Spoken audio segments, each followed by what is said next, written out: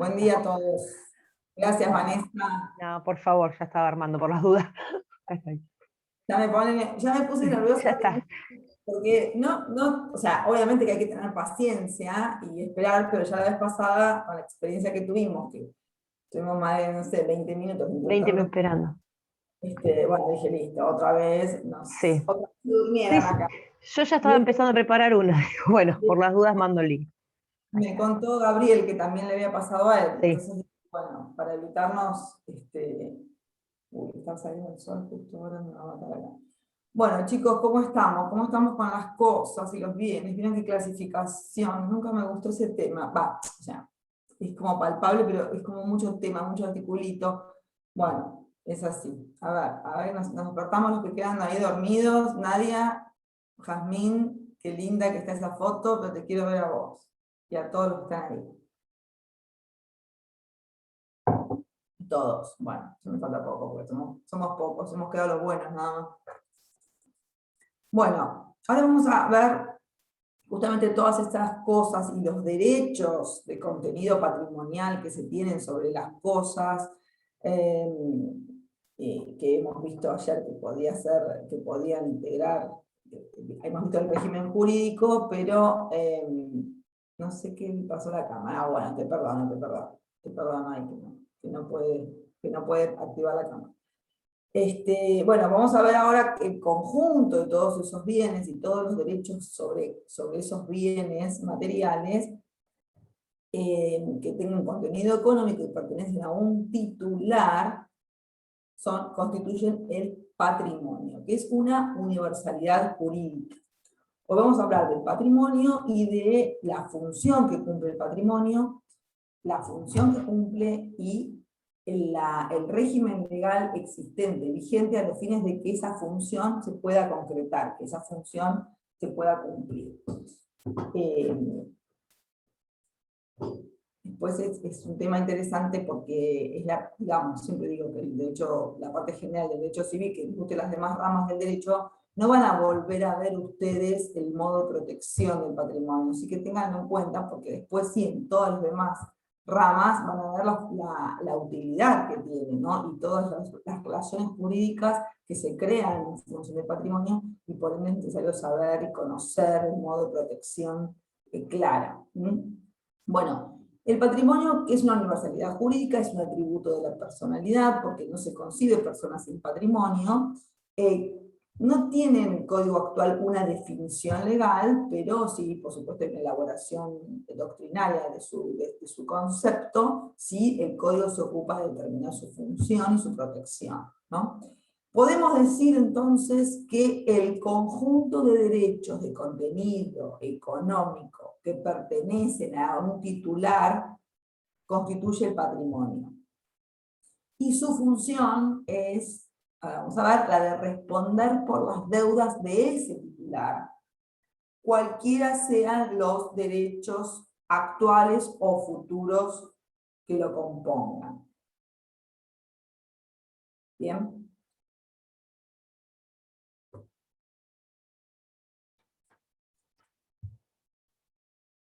Bienes y cosas entonces son los que integran el patrimonio. El artículo 242 del Código Civil se encarga de establecer cuál es la función. La función del patrimonio es la de garantía, esa es la principal función. Cumple la función de garantía. Yo les decía que en el concepto que está compuesto por todos los bienes de una persona y todos esos bienes presentes o futuros van a responder por las deudas presentes o futuros. Aquí vemos que hay en el patrimonio una idea de cohesión, una idea de vinculación de todos los bienes presentes y futuros para cumplir esta función. Cuando hablamos de cohesión o hablamos de conjunto de derechos sobre bienes, podemos pensar en que una persona puede ser titular de dominio de un inmueble, puede ser titular de acciones de una sociedad anónima, puede tener los derechos de usufructo de otro inmueble, puede heredar la joya de su abuela, es decir, todos los todos los bienes que pueda obtener de diferentes actos jurídicos, realizados en el momento de su historia, de su vida, en el pasado, y no importa el momento histórico donde hayan ocurrido todos esos actos, van a cohesionarse. Por eso decimos que el patrimonio es una universalidad, porque los conforman todos ellos, y responden frente a todas las deudas. Es decir, no importa el patrimonio concreto que estaba en un momento determinado cuando se contrajo determinada deuda. Es decir, si yo voy a un banco hoy y pido un préstamo de 100.000 pesos, y en el momento que obtengo ese préstamo, no sé, el único bien material que integra mi patrimonio es una bicicleta, supónganse. Pero al momento del vencimiento de la obligación, además me compré un auto. Bueno, después no pago el crédito. El banco tiene acción sobre digamos, para satisfacer el crédito que yo no le he pagado, tiene acción sobre la integridad de mi patrimonio. No puedo yo pretender que solamente accione contra la bicicleta, que es lo que yo tenía al momento de obtener el préstamo. ¿Se entiende? Porque la universalidad implica no solamente la cohesión de todos estos actos, sino que van a tener, que no importa el momento histórico donde se contraigan las obligaciones y donde se haya adquirido o conformado el patrimonio, todo esto, una vez integrado, digamos, forma parte de esta universalidad que sirve como respaldo, como garantía de cualquier obligación que se comprometa a su titular. Bien. Existen, más allá de esta idea de universalidad y de ser la garantía común de todos los créditos, como expresamente indica el artículo 242, que nos dice que todos los bienes del deudor están afectados al cumplimiento de sus obligaciones y constituyen la garantía común de sus acreedores, más allá de esta idea de universalidad, vamos a ver que el mismo código establece excepciones a la posibilidad de que ciertos bienes que integran ese patrimonio cumplan esta función de garantía. Porque nos dice claramente en la última parte de los 42, con excepción de aquellos que este código o leyes especiales declaran inembargables o inejecutables. Esta última parte implica una excepción a este principio general de que todo el conjunto de bienes y derechos sobre los bienes integran el patrimonio de una persona.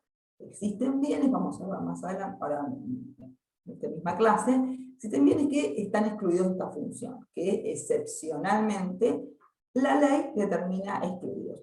No solamente la ley, o sea, y vamos a ver que más allá de que en el código se enumeren cuáles son los bienes excluidos de la garantía común, la enumeración que hace el código no es taxativa, y además la jurisprudencia ha adoptado y ha considerado a lo largo de su historia o del desarrollo de las sociedades, como ciertos bienes dejan de tener esta función de garantía, más allá de que no estén contenidos o expresamente en el código. Y eso tiene que ver también con la idea de proteger a la persona, perdón, la función que cumplen los bienes para la persona, para su humanidad, para su dignidad, y que, digamos, se tenga en cuenta que no todas las deudas pueden satisfacerse con bienes, digamos, o perjudicando, o llegando a perjudicar a la persona en su dignidad humana. Por eso se extraen ciertos bienes de la función de garantía, lo cual no quiere decir que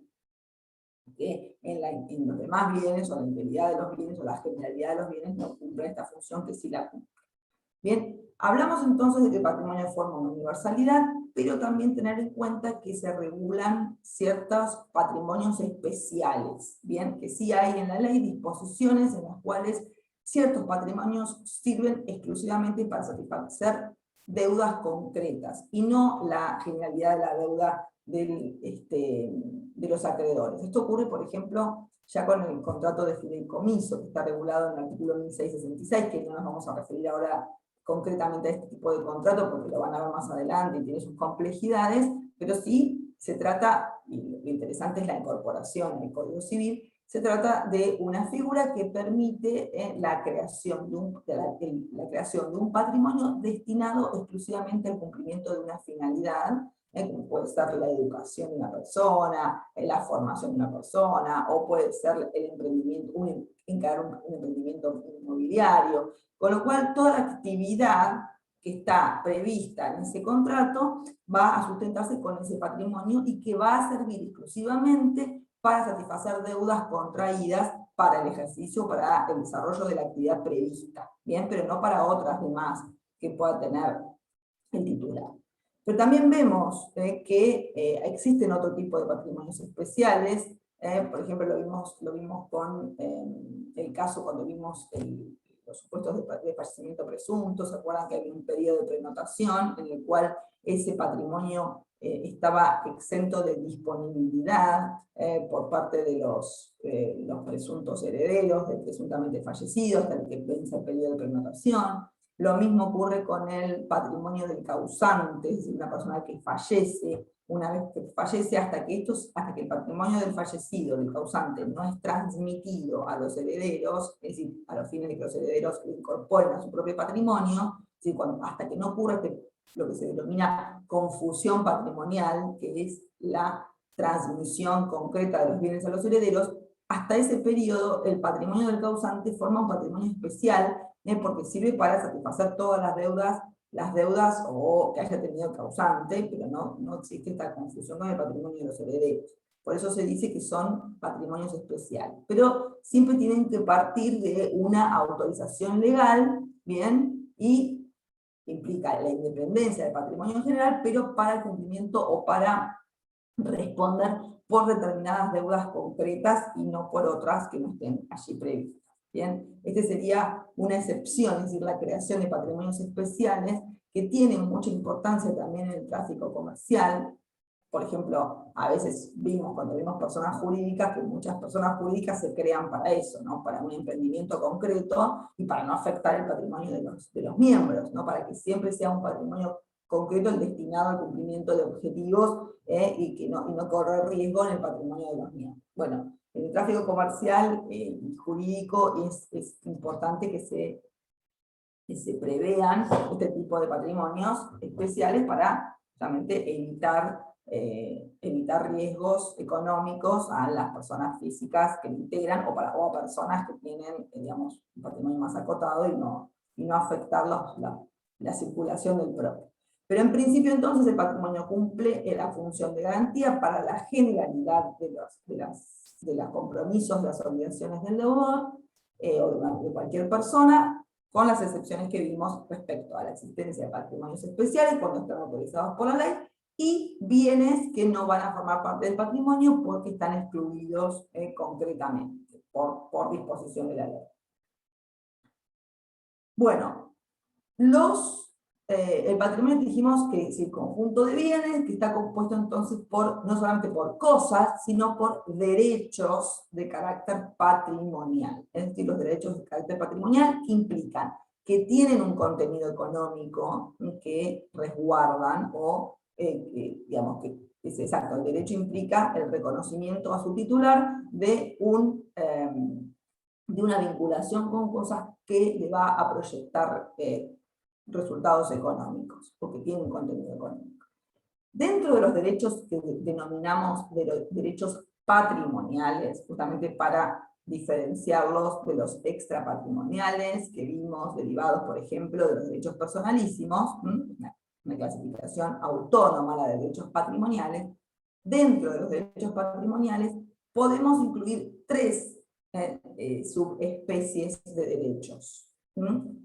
Los derechos reales, los derechos personales y los derechos intelectuales. Estos tres tipos de derechos, clases de derechos, integran la clasificación de derechos patrimoniales, que van a hacer, en definitiva, injerencia en la integración del patrimonio de una persona. Vamos a analizarlos brevemente, porque por supuesto hay materias que se dedican a los derechos reales, hay una materia de derechos reales, otra dedicada a derechos personales, que es dos precisamente obligaciones, así que vamos a hacer una referencia genérica sobre el tema. En primer lugar, cuando hablamos de derechos reales, tenemos la definición o el concepto en el artículo 1882, que implica el reconocimiento de un poderío, de un poder jurídico con estructura legal y que se ejerce directamente sobre un objeto y que corresponde a su titular. Es decir, a través del derecho real, la ley le garantiza al titular el poder de ejecución de su derecho directamente sobre el objeto sobre el que recae. Por eso real viene de res, de cosa, de la palabra latina res, no de reinado, sino de cosa. Por eso el poder tiene que ver con el poder directo de acción de su titular con la cosa a la cual se encuentra sometida a él. Bien, es importante tener en cuenta cuáles son los principios básicos de los derechos reales. En primer lugar, están enumerados en forma taxativa por la ley, es decir, la ley los enumera, tiene un número cerrado, encorsetado en la disposición legal que determina su carácter, carácter de derecho real, porque la ley así lo indica. No solo el Código Civil, podemos encontrar normas independientes del Código Civil, como el derecho, como el Código Aduanero, el Código de minería, la ley de navegación que regula la hipoteca naval, o sea que hay otras posiciones en las cuales se puede dar este carácter, pero siempre es la ley, la norma jurídica la que le embiste de esta característica de ser derecho real. En el Código Civil y Comercial vamos a tener la enumeración de los derechos reales en el artículo 1887, donde nos distingue los distintos tipos de derechos reales que están regulados, y el nuevo código introduce figuras novedosas, figuras que no estaban contempladas en el Código de Vélez, así que también se ha ampliado el número de derechos reales. Los que están indicados son el dominio y el condominio, que ya estaban en el régimen anterior, la propiedad horizontal, que no estaba en el Código de Vélez, estaba en la ley especial posterior al Código de Vélez, Vélez estaba en contra de la propiedad horizontal. Se incluye actualmente a los conjuntos inmobiliarios, los barrios cerrados, el derecho, el tiempo compartido, los cementerios privados también son figuras nuevas, tanto el tiempo compartido, los inmobiliarios como los cementerios privados son figuras nuevas, el usufructo, el uso, la habitación, la servidumbre, de más está decir que no tiene que ver con el servicio humano, sino el servicio que cumple un bien, una cosa, para una persona. Por ejemplo, la servidumbre de paso, es decir, la obligación de dejar un lugar para que se utilice para traslado. Claro, esto sepan que no tiene nada que ver con la servidumbre, el concepto clásico que puede tener uno, que está por supuesto prohibida por la Constitución. La hipoteca, la prenda y la anticresis son tres derechos reales de garantía. O sea, son utilizados como garantía del cobro de una acreencia, de un crédito. Bien, no son una cosa concreta, sino derechos para respaldar, para garantizar, para asegurar el cumplimiento de una obligación con ese bien concreto que se encuentra afectado. Bien, en el caso de la hipoteca, el bien grabado es siempre un bien inmueble, perteneciente al deudor, lógicamente. En el caso de la prenda, es un bien mueble el que está grabado, y la anticresis tiene que ver con el uso de los frutos que produce una cosa. Por ejemplo, el alquiler de una propiedad, de un inmueble, es lo que hace la función de garantía del crédito. Estos son los últimos tres derechos de garantía. Estos son los derechos reales enumerados en el Código Civil, y por supuesto en el libro correspondiente se hace toda la regulación específica de cada uno de ellos. Bueno, lo que tenemos que saber es las características, son las características de los derechos reales que, bueno, tienen un número cerrado y además tienen lo que se denomina efecto absoluto, o erga omnes, contra todos. Es decir, no hay un solo sujeto pasivo que tiene que cumplir determinadas normas referidas al derecho real del titular, sino que toda la sociedad está afectada para poder respetar los derechos reales constituidos en favor de una persona. O sea, toda la sociedad está obligada a respetar el derecho de dominio que tiene una persona respecto a un bien de su propiedad. Esto es lo que implica el poderío absoluto o el efecto absoluto de los derechos reales, a diferencia, que vamos a ver, de los derechos personales, en los cuales hay una persona, hay un sujeto que está obligado por autonomía de la voluntad o por disposición de la ley a cumplir una prestación. Bueno, ese es exclusivamente el sujeto pasivo de la obligación. ¿Bien? Los derechos personales tienen efecto relativo y los derechos reales efecto erga omnes o absoluto. Eso es una característica. Otra característica serían los efectos que se derivan también de los principios que se derivan del reconocimiento de un derecho real, porque un derecho real tiene,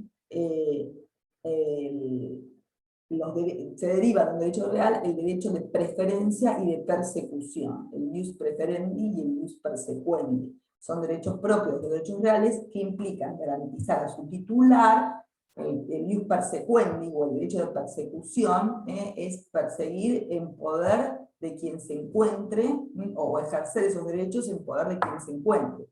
Una cosa, por ejemplo, puede ser usurpada. Vemos día a día que una casa puede ser usurpada por un tercero que toma posesión indebidamente de la cosa que pertenece a otra persona, y bueno, a través de la reivindicación, que es una acción propia de los derechos reales, el titular puede perseguir, o sea, puede pretender la recuperación de su bien, en manos de quien se encuentre, bien, porque él sigue siendo titular del derecho real. Bueno, esa es una de las facultades que nace del derecho real, y otro también es el derecho de preferencia. Siempre el derecho real previamente constituido es preferente respecto a los demás. O sea, por ejemplo, el caso de la hipoteca, el acreedor hipotecario, que está primeramente constituido, tiene preferencia respecto a los que con posterioridad se puedan constituir. Una hipoteca puede constituirse en varios grados, primer grado, segundo grado, tercer grado, bueno, pero hay que respetar la preferencia de la inscripción.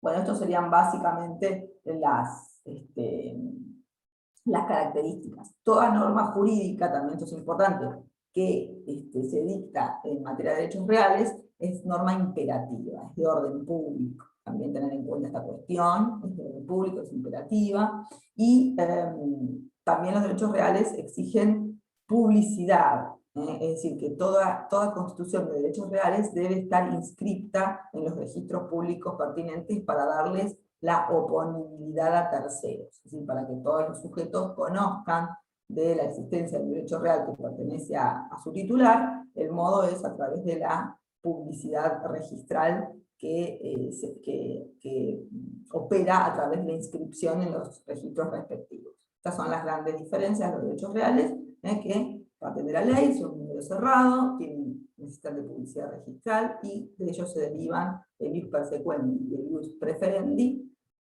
siendo el modo de ejercicio de carácter absoluto porque afecta, digamos, a toda la sociedad en general, tiene efectos erga omnes y no efectos relativos o privados. Bueno, estos derechos reales, con que sepan estas características básicas, es suficiente por ahora, son parte de los derechos patrimoniales que tenemos que ver que integran el patrimonio.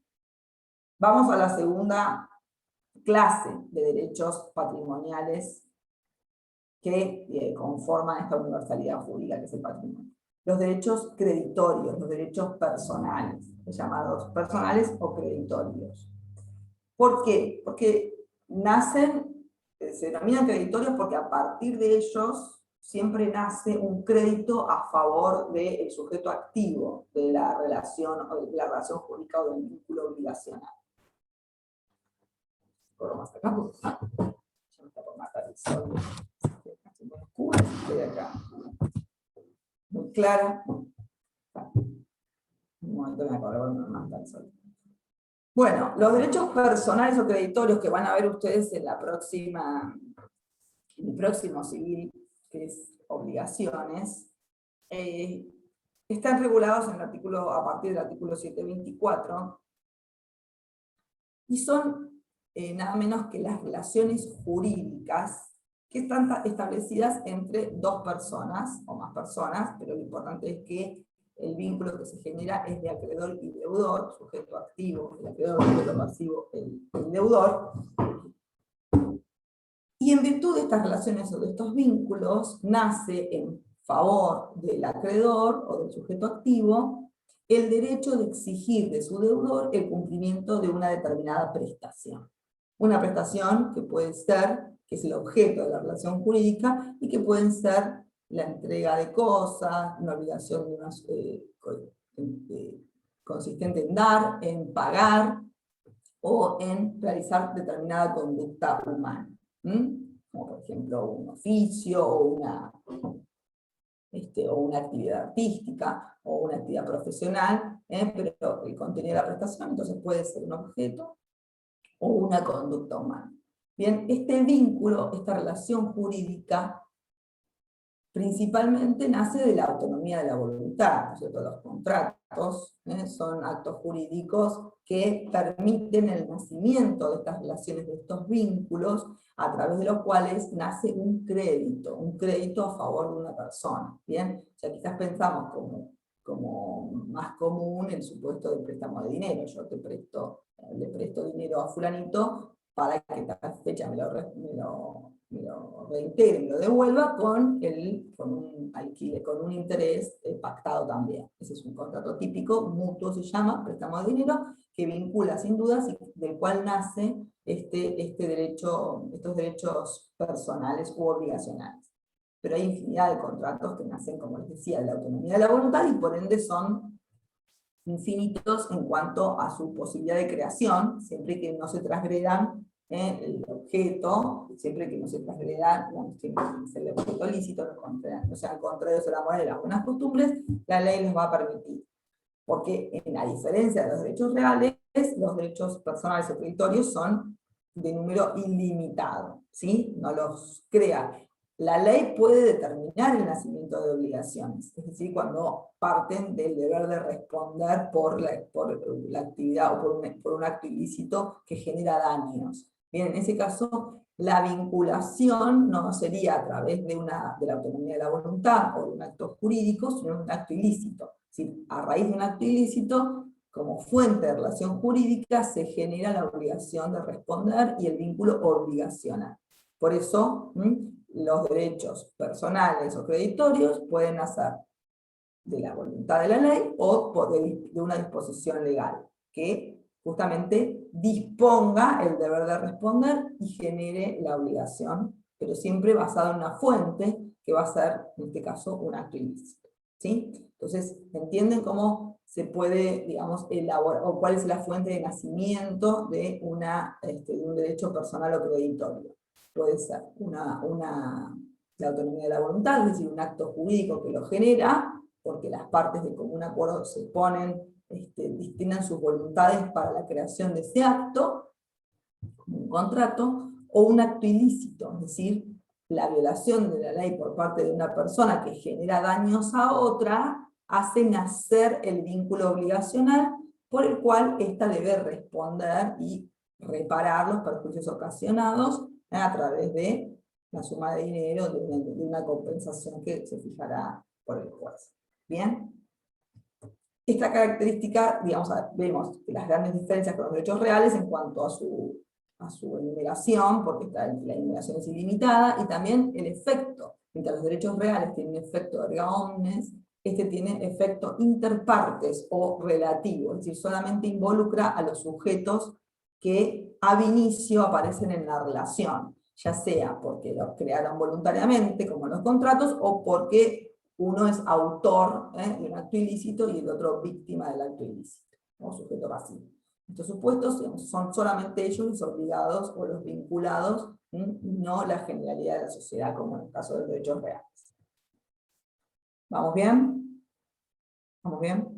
Ahora vamos a ver los distintos tipos de créditos que nacen de las relaciones jurídicas obligacionales, porque hay distintos tipos de créditos que pueden nacer. Créditos quirografarios o créditos privilegiados. Bueno, después tenemos por último a los derechos intelectuales,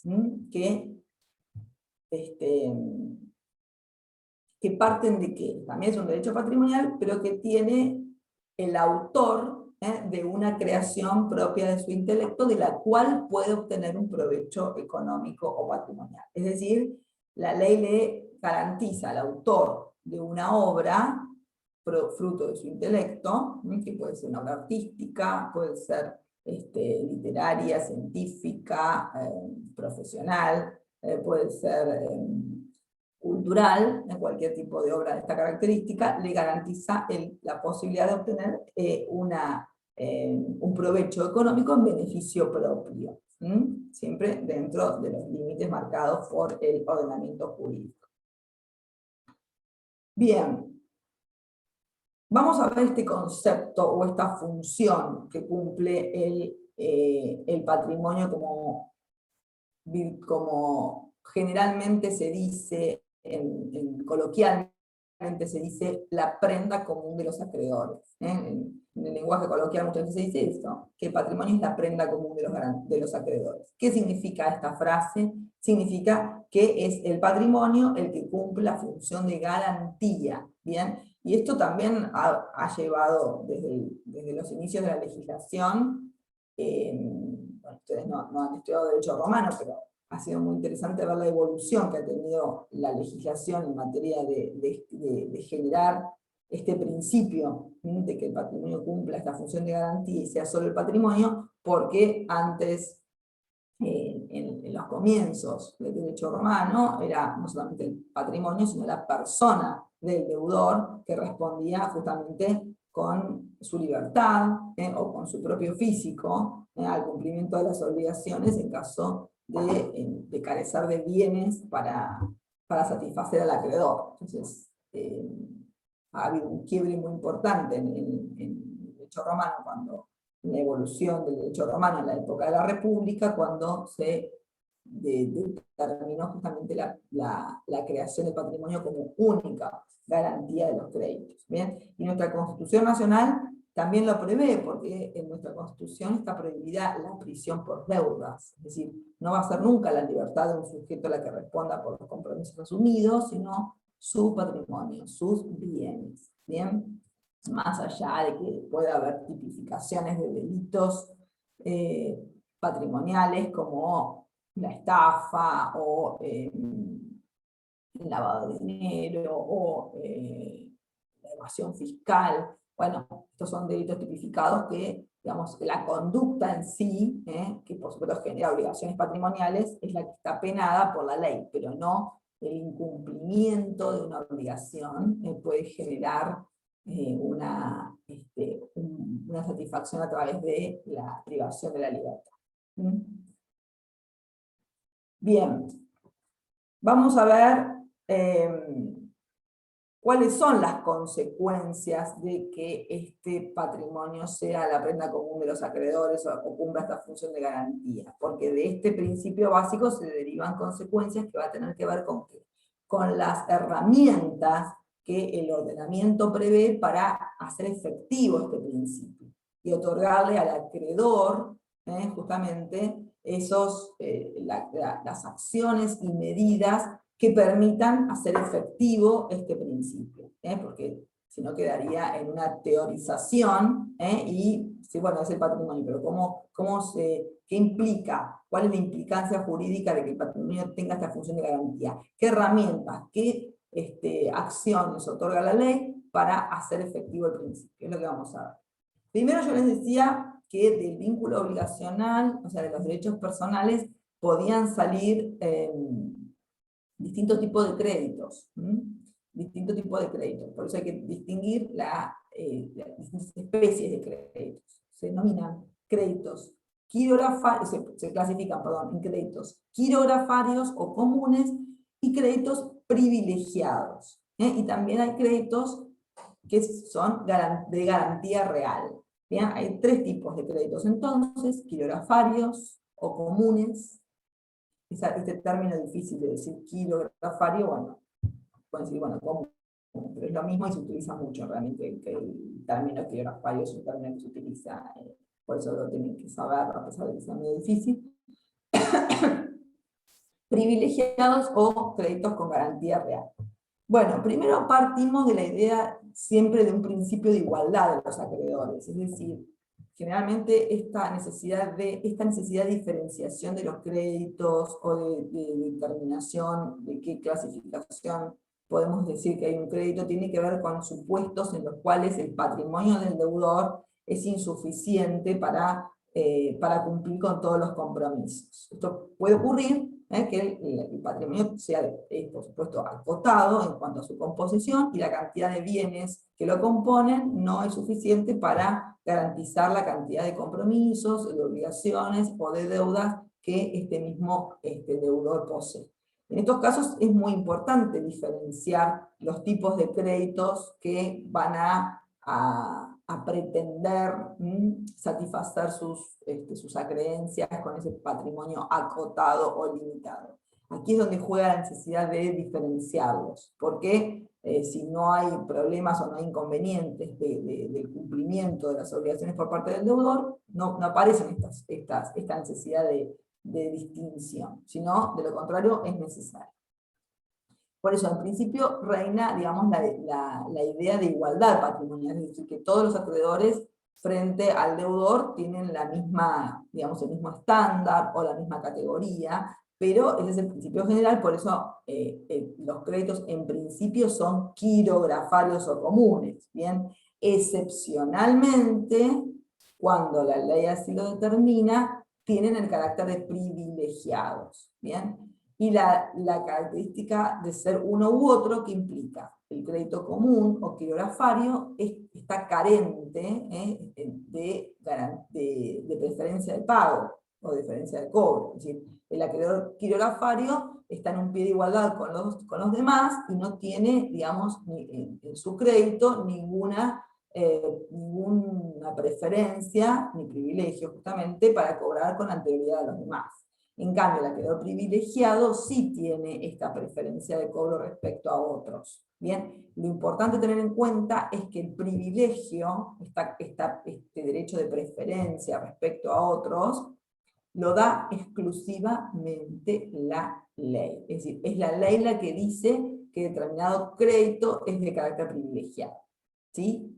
Aunque puede ser que un acuerdo de voluntades disponga el acuerdo de voluntades prevea la aplicación de la ley, como es el caso de la hipoteca o la prenda o la anticresis, que en realidad son derechos reales de garantía, pero nacen de un acuerdo de voluntades, es decir, las partes deben prever la procedencia de ese tipo de garantía. Si las partes voluntariamente constituyen una hipoteca, es decir, a mí la ley no me obliga a hipotecar mi inmueble a favor de un deudor. Las partes, o sea, yo voluntariamente, para obtener ese crédito, porque lo necesito, porque resulta imprescindible, bueno, arriesgo un inmueble, arriesgo en cuanto a que lo ofrezco como garantía real, a través de la constitución de una hipoteca. ¿Bien?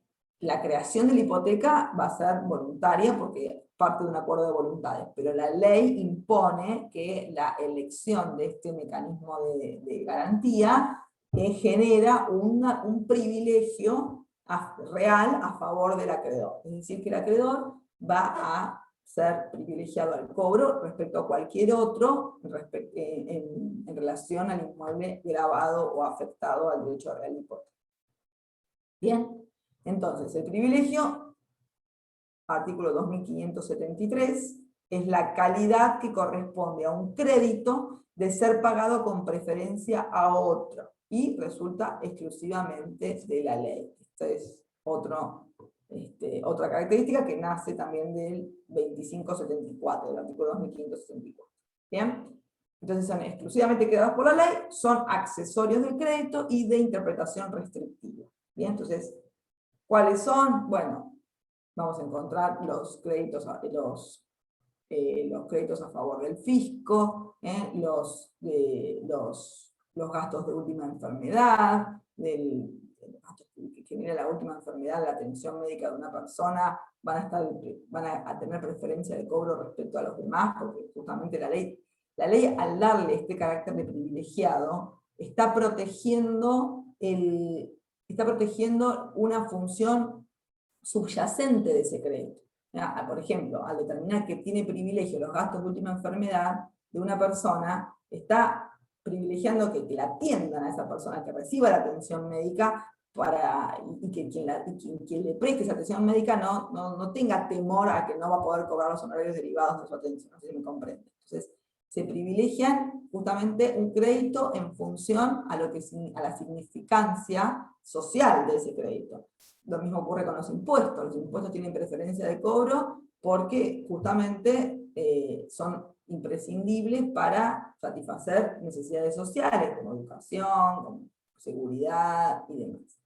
Entonces, la determinación del carácter de privilegio parte de la ley siempre por una razón, por un fundamento, y por eso se les da esta preferencia de cobro.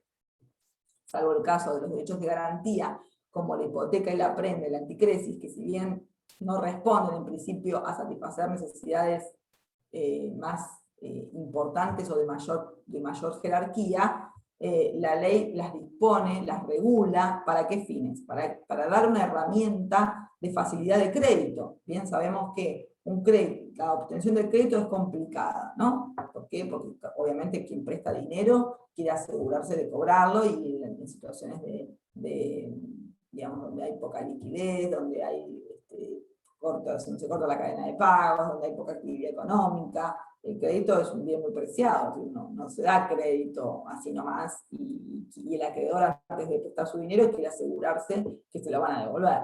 La mejor garantía siempre es este tipo de herramientas, como la hipoteca o la prenda, que graban un bien directo, que se asegura el acreedor que ese bien no va a ser utilizado para otra cosa. ¿Bien? Pero, digamos, la ley lo que protege en este caso, al darle tanta protección al tipo de crédito, darle esta garantía un carácter de privilegio, es justamente lograr un instrumento que pueda ser de acceso más seguro para el acreedor, y para el deudor la posibilidad de, por supuesto, asumir la garantía con seguridad, pero por lo menos tener o hacerse del dinero necesario para la finalidad que sea, ¿no?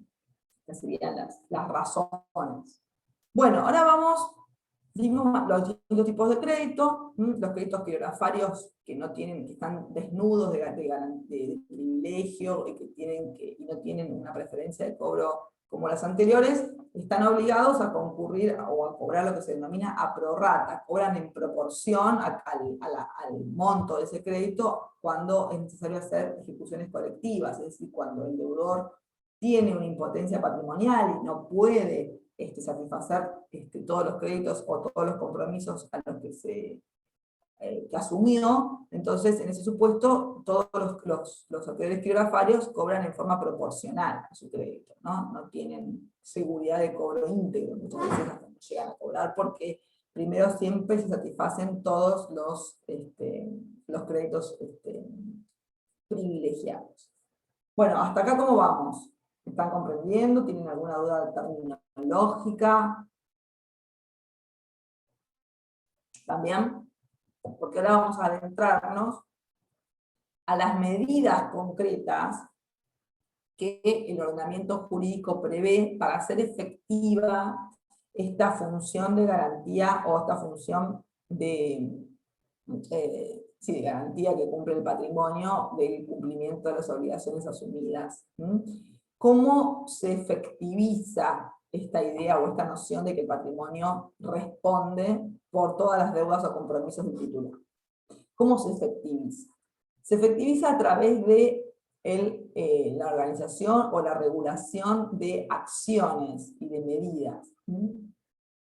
Hay medidas tendientes a la protección del patrimonio, hay acciones tendientes a ejecutar el patrimonio, y hay otras tendientes a integrar un patrimonio que pueda haberse degradado por negligencia o actitud o dolo también del deudor, de pretender ocultarlo, de pretender eludir el pago de sus obligaciones. Bueno, en primer lugar, pensemos en las medidas o medidas precautorias. Medidas pueden ser precautorias o ejecutivas. Vamos a las precautorias, porque antes de poder ejecutar concretamente el patrimonio, tenemos que obtener una resolución judicial, o sea, la agresión patrimonial del acreedor, la agresión patrimonial, entre comillas, la palabra agresión, ¿no? Digamos, en la persecución del acreedor, del patrimonio de su deudor para sacar satisfechos sus créditos, siempre va a estar a través de la vía judicial. No hay posibilidad de que un acreedor, por más derecho que tenga, por más reconocimiento de su derecho, vaya en forma privada a pretender cobrar una deuda en forma forzosa, ¿verdad? Por supuesto, si el deudor no cumple la obligación asumida en el tiempo fijado, no va a quedar otra alternativa al acreedor, perdón, de requerir a la justicia el cumplimiento forzado de la obligación. Es decir, exigir, pretender que el juez disponga de la fuerza para que su deudor le pague. Ese sería, digamos, el concepto básico de la ejecución forzada de una obligación. Pero para llegar a la justicia, digamos, y ejercer las acciones legales tendientes al reconocimiento de un crédito, se pasan por diferentes etapas, ustedes saben, hasta obtener una sentencia. La acción, el ejercicio de la acción, el traslado de la demanda, la contestación de la demanda, la producción de la prueba y demás. Hay formas sencillas de obtenerla, digamos, en cuanto a que los instrumentos donde consta el crédito, que son instrumentos, los llamados papeles de comercio, que son instrumentos ejecutivos, como el cheque, el pagaré, o la hipoteca, que son instrumentos ejecutivos, pero hay otros que quizás parten de un contrato, que se necesita reconocer la firma, que se necesita probar que no se cumplió efectivamente, y bueno, y eso genera muchas veces un dislate jurisdiccional, una pérdida de tiempo que el proceso mismo lleva para concretar esta finalidad que pretende el acreedor.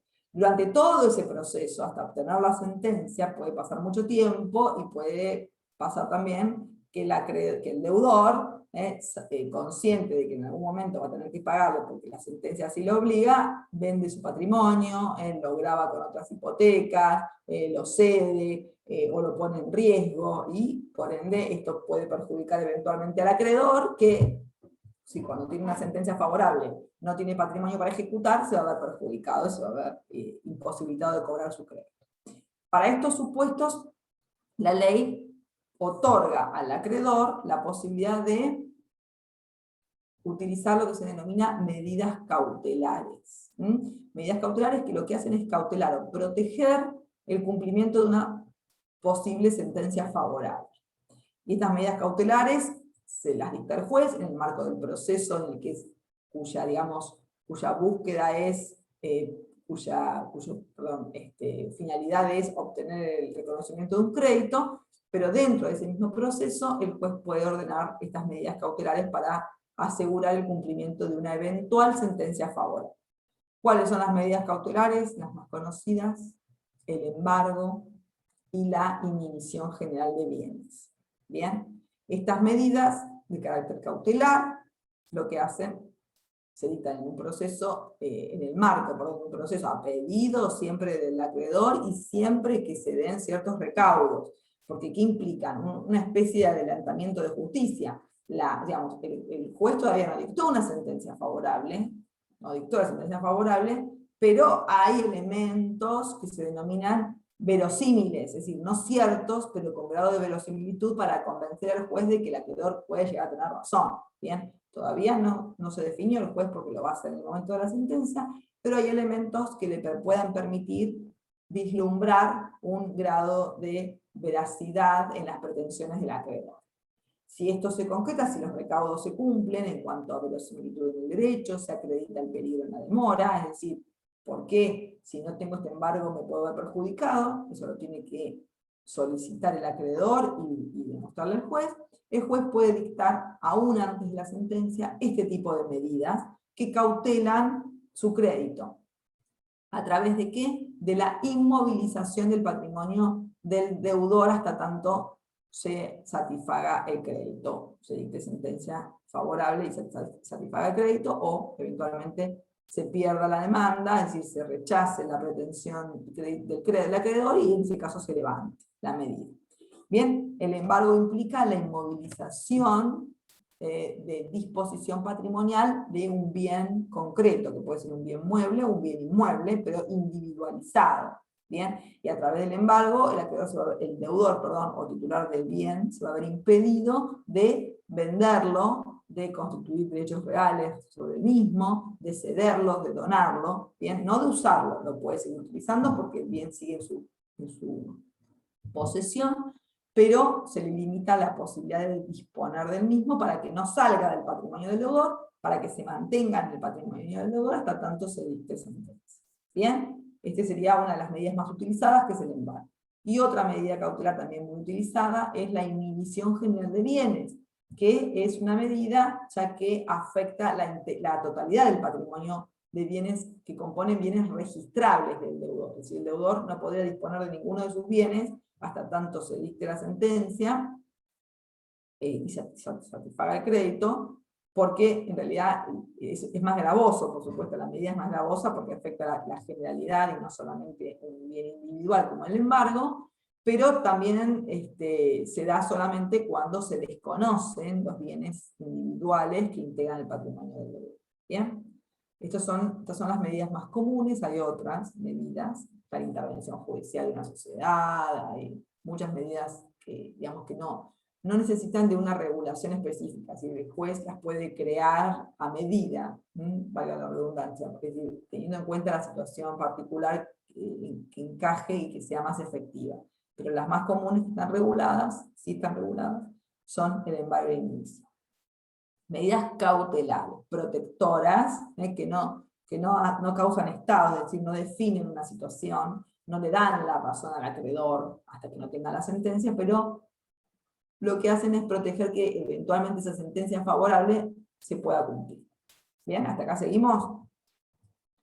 Bueno, después tenemos otras medidas que ya son ejecutivas. Estas medidas tienden a que efectivamente el acreedor satisfaga su derecho crediticio a través de la ejecución forzada del patrimonio del deudor. Y ya aquí ya tuvo la sentencia, ya pasó por el proceso judicial de determinación del crédito, y el juez al dictar sentencia le da la razón al acreedor, disponiendo que se le pague una suma de dinero determinada, y si aún así no se paga, si voluntariamente dentro del plazo que el juez dispone, el deudor continúa sin pagar, ya se permite la ejecución forzada del patrimonio a través de la subasta.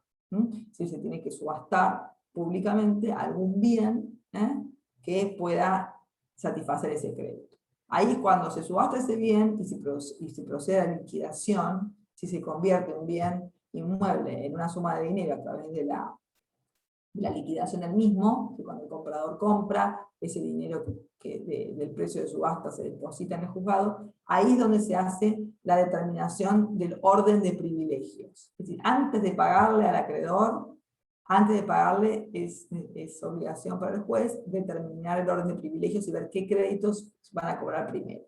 ¿Sí? Y aunque no lo hayan reclamado, se tiene que resguardar los fondos para los impuestos. En este caso siempre primero cobrará, en las ejecuciones judiciales siempre el primer crédito privilegiado es los gastos de justicia, precisamente, los gastos de justicia.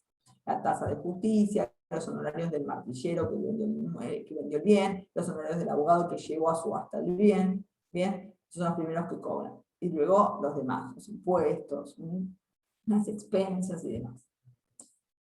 Se determina el orden de privilegios y lo que queda es lo que cobra el acreedor. Bien, esas serían las medidas ejecutivas. Bueno, después tenemos acciones integrativas. Bueno, acá vamos a tomarnos una pausa para respirar y ahora vamos a hablar de eso. Medidas integrativas del patrimonio.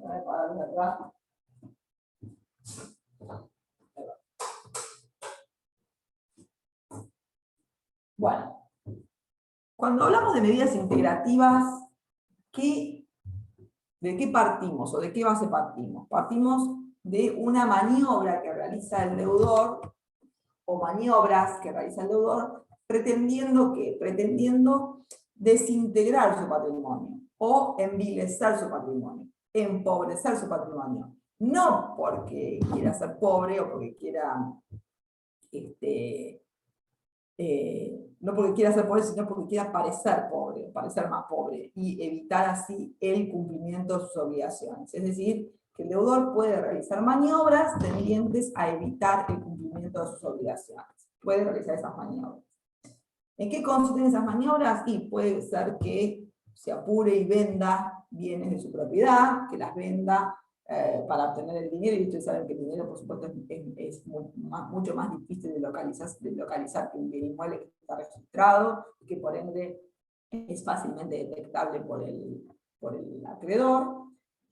Puede ser que realice actos también que, digamos, de donación, porque prefiera donar, o en vida donar sus bienes o transmitirlos a sus herederos antes de fallecer para que ya lo tengan a su nombre y por ende tampoco puedan sus acreedores agredir ese patrimonio. Puede ser también que en realidad en vez de hacerlo efectivamente lo simule, lo aparente, es decir, realice maniobras ficticias tendientes a demostrar que el patrimonio que se ha empobrecido o que ciertos bienes ya no integran más su patrimonio, pero en realidad siguen estando en él. O sea que las maniobras pueden ser de diferentes maneras.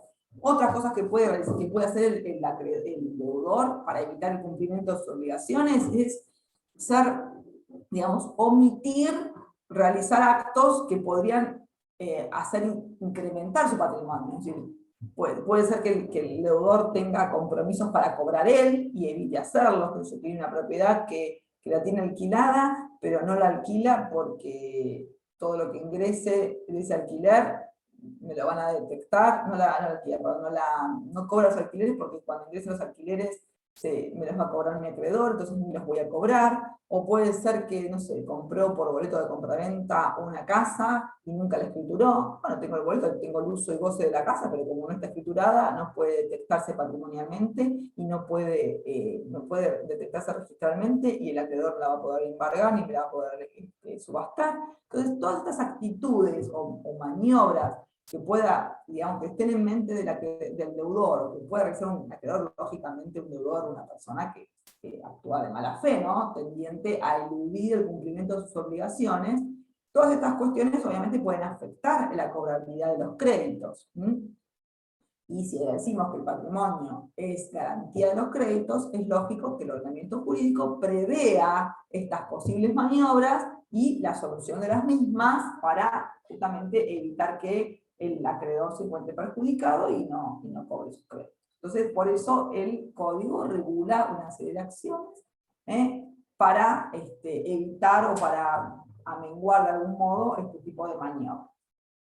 Bueno, vamos a partir por la acción directa, que es una acción nueva, que está en el código, que no estaba en el código de Vélez, y que se da en forma muy excepcional, que está regulada en el artículo 736, y que nos dice que compete al acreedor para percibir lo que un tercero debe a su deudor hasta el importe del propio crédito. Es una acción que el ordenamiento jurídico le garantiza o le provee a un acreedor para que mismo perciba de un tercero, es decir, una persona que no fue la que contrató con él, lo que éste le debe a su deudor, que sí contrató con él, pero hasta el importe de su propio crédito.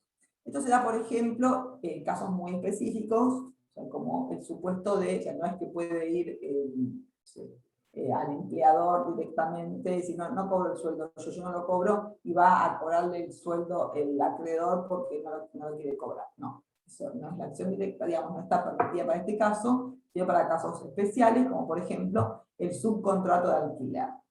Esto se da en el artículo 1071 del Código Civil, justamente lo prevé. Es decir, si una persona alquila un inmueble y si lo alquila a otro, bien, el acreedor, ir directamente sobre el subcontratante.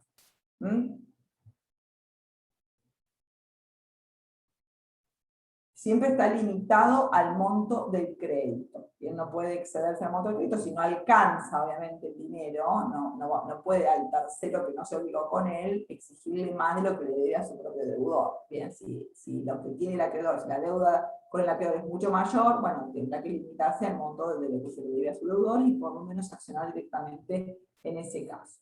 Esta es una de las medidas que el ordenamiento, digamos, provee al acreedor para poder accionar directamente y cobrar un crédito cuando el deudor no lo paga.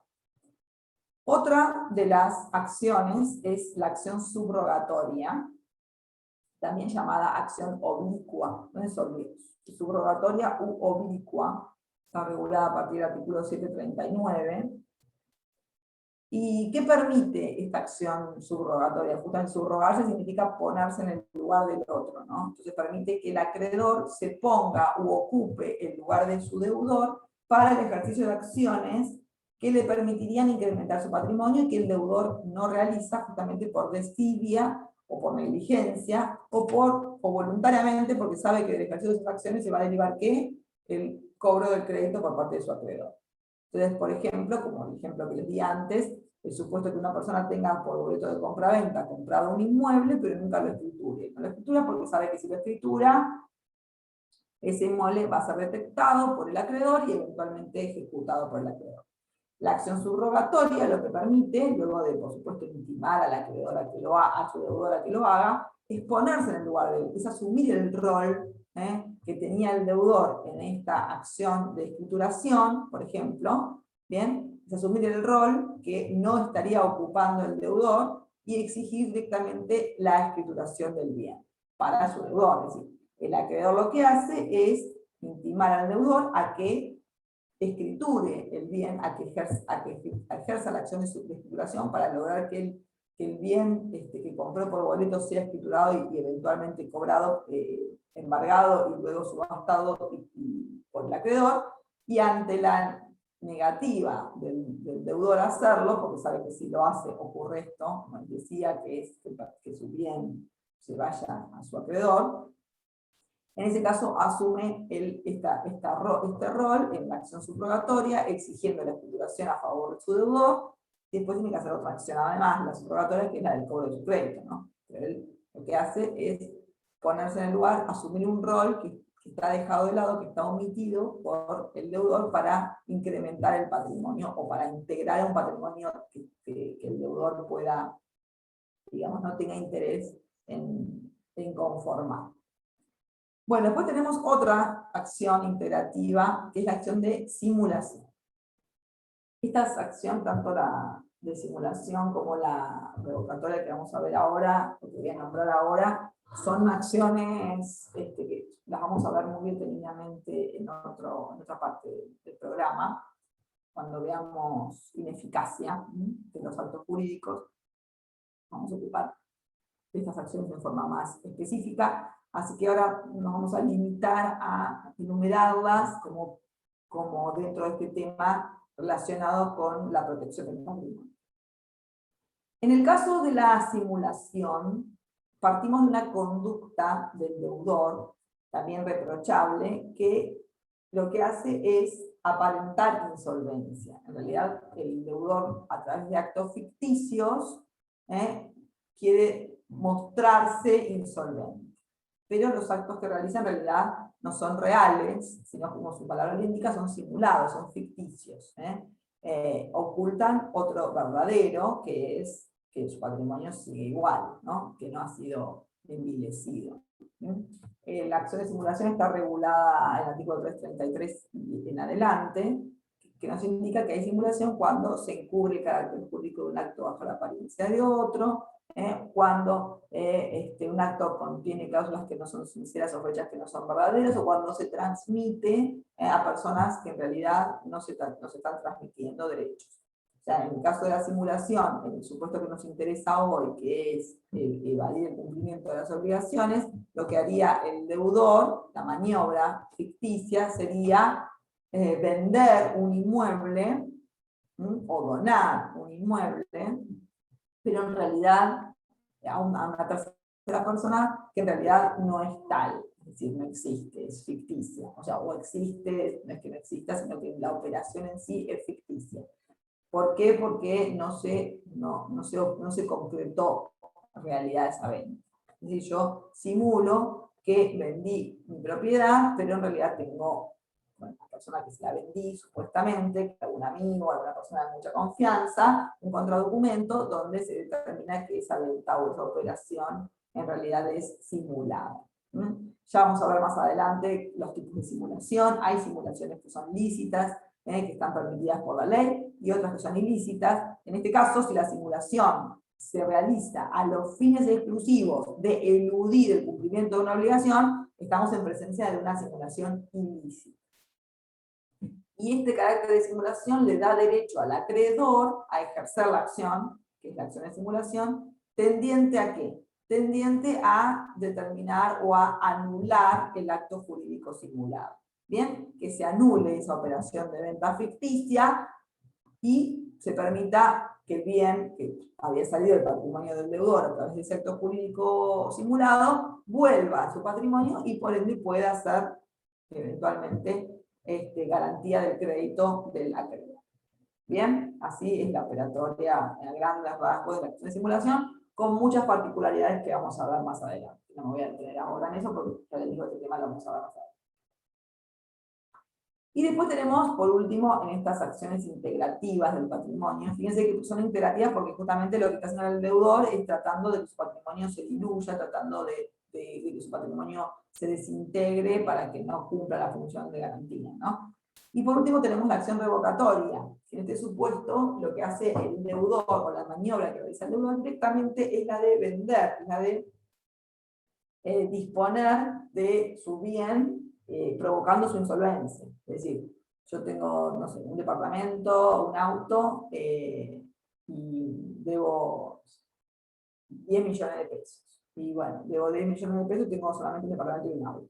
Bueno, vendo el departamento. Y me queda el auto que no alcanza a satisfacer ese crédito. O sea que con la venta estoy provocando mi insolvencia. Ustedes dicen, pero si te queda la plata, sí, pero la plata la escondemos, no la ve el acreedor. El acreedor no puede detectarla, salvo que pongan un plazo fijo a mi nombre, nada no voy a hacer. Entonces, si no, si el acreedor no tiene forma de localizarlo, ya me provoqué mi insolvencia con esa venta.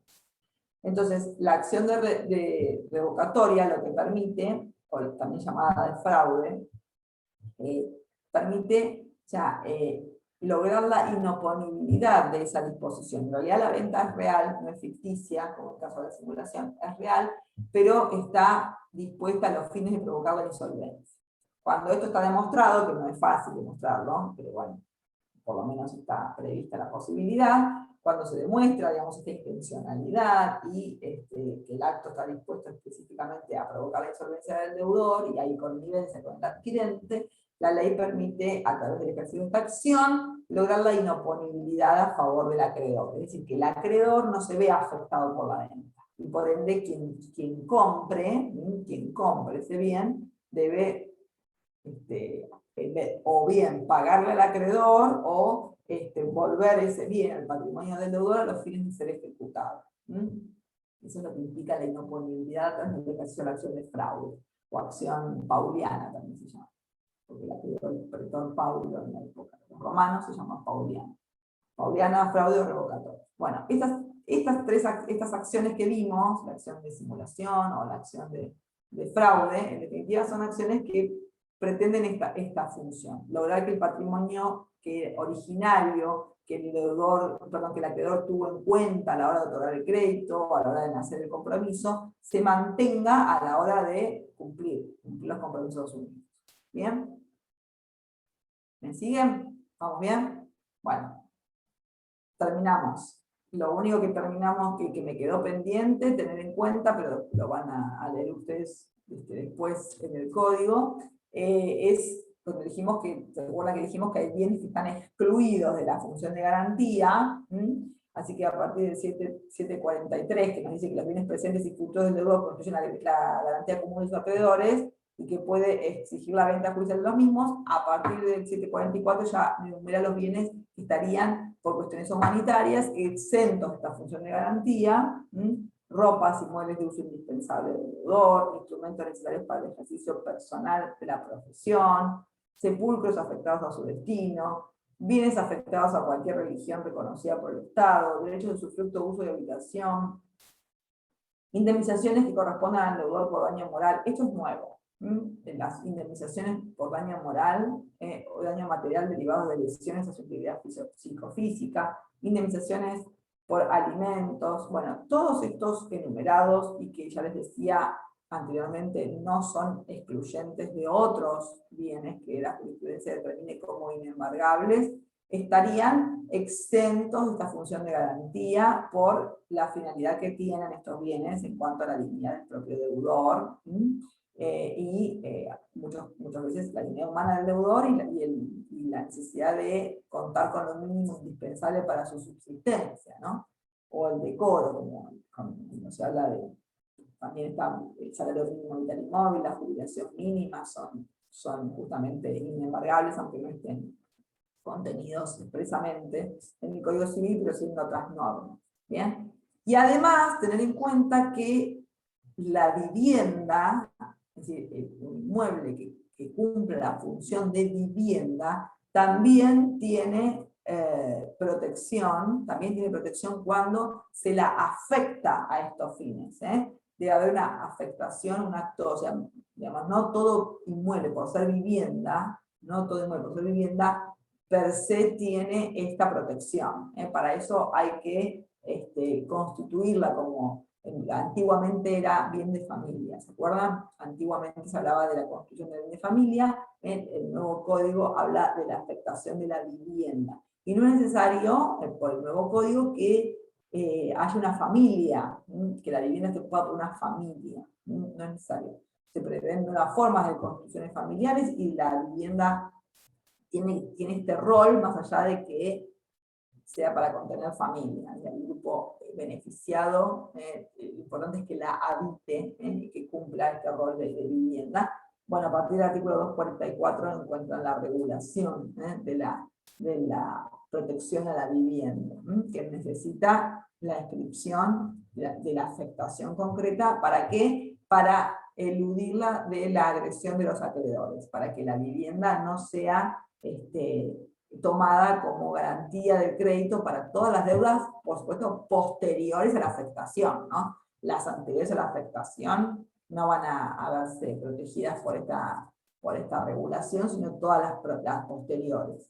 Y también, es decir, más allá de las deudas o de los compromisos, hay que tener en cuenta que hay deudas que por más que esté afectada la propiedad como vivienda, no se encuentran alcanzadas por la protección, como las expensas que graban el inmueble. O sea, que el inmueble sigue teniendo expensas y por ende, más allá de que la graben como vivienda, tiene derecho el acreedor, el consorcio, a ejecutarla en los alimentos que genera las obligaciones alimentarias que genera el deudor. Es decir, no es que, yo grabo mi vivienda para que todas las obligaciones posteriores nadie me las agreda, no, las obligaciones alimentarias están exentas de cumplir con esta limitación al ejercicio del derecho.